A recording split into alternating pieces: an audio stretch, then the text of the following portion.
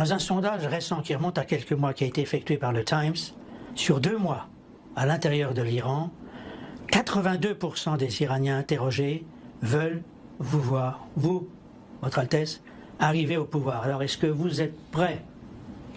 Vous savez, arriver au pouvoir, c'est déjà mettre la charrue devant les bœufs. Moi, ce que je pense, c'est par contre mon rôle de transition. Et vous avez un programme. J'ai un programme pour la transition, c'est-à-dire non seulement d'ici jusqu'à la chute du régime, mais aussi comment on ménage cette transition. Il est important de convaincre non seulement nos concitoyens, mais aussi le monde entier, qu'après la chute de ce régime, il n'y aura pas une, permettez-moi l'expression banale, la pagaille. Ce sera plus qu'il y a vraiment, c'est pas comme la chute de Saddam Hussein en Irak, qui était très mal gérée à l'époque par l'administration américaine.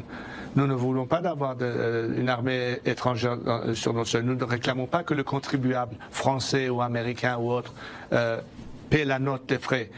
Puisque nous avons d'abord la meilleure armée en place, c'est les Iraniens eux-mêmes, mais qui jusqu'à présent ont été sans aucun soutien. C'est pourquoi un des éléments de notre campagne, c'est d'avoir, parallèle à cette politique de pression maximale, qui est d'ailleurs menée par l'administration actuelle américaine, mais d'ajouter à cela, parallèlement, une politique de soutien maximal. Pourquoi? Parce que c'est la pression de l'intérieur, avec cette pression extérieure, qui peuvent nous mener à la chute du régime. Mais aussi, juste après la chute du régime, d'avoir un plan de transition, c'est-à-dire le gouvernement provisoire qui gère les affaires du pays temporairement, la préparation pour les élections à une assemblée constitutionnelle qui, elle, est chargée de trancher sur le dossier de l'alternative future.